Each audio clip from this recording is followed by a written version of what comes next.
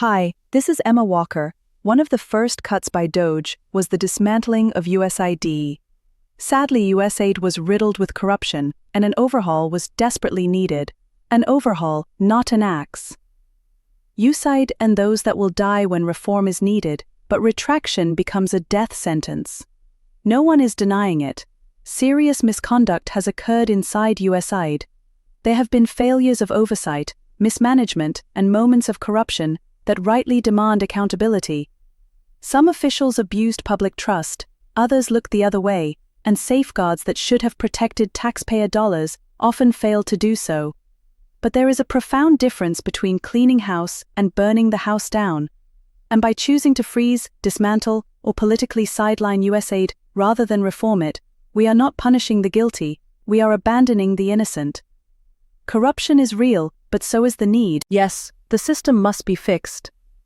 But when the US government pulls back aid in response to internal wrongdoing, the ones who suffer aren't the bureaucrats in DC.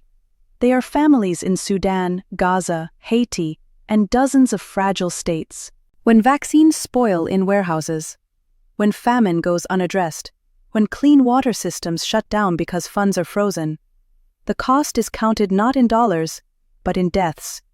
Quiet deaths. Children who never make the news. Entire regions that fall further into desperation. What we stand for. The United States doesn't have to be the world's savior, but it should not become a silent bystander to suffering it once helped prevent.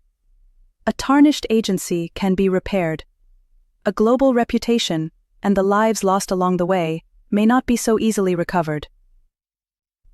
In closing, yes, there was wrongdoing. Yes, there must be consequences. But if we confuse justice with abandonment, we risk turning a scandal into a catastrophe. USAID must change, but it must survive. Because in much of the world, our ability to help is not a symbol of power, it's a lifeline. These are people who depended on shipments of food, vaccines, water purification, and basic medical supplies. To them, USAID was not a political entity, it was hope. Reform is possible and necessary. Every institution with global reach eventually confronts its own failures. The answer is not to dismantle it, but to build back better, with transparency, accountability, and structural integrity. Reform could mean independent auditing and reporting, whistleblower protections, contracting transparency, career experts, not political appointees in charge of field decisions. These are not radical ideas. They are the very practices that prevent corruption from becoming systemic. The cost of retraction. If the decision to punish a few leads to the withdrawal of aid from millions, then the punishment is not justice, it is negligence. There was nothing wrong with being respected, that was much better than being laughed at. As of today, the Trump administration is set to destroy $9.7 million worth of US purchased contraceptives rather than deliver them to women overseas, following the dismantling of foreign assistance programs carried out by the U.S. Agency for International Development, or USAID. Makes you proud, doesn't it? We hope that we touched a nerve. Our goal is simple: give you something to think about. It is too easy to just sit and watch when real issues and being manipulated for personal or political gain.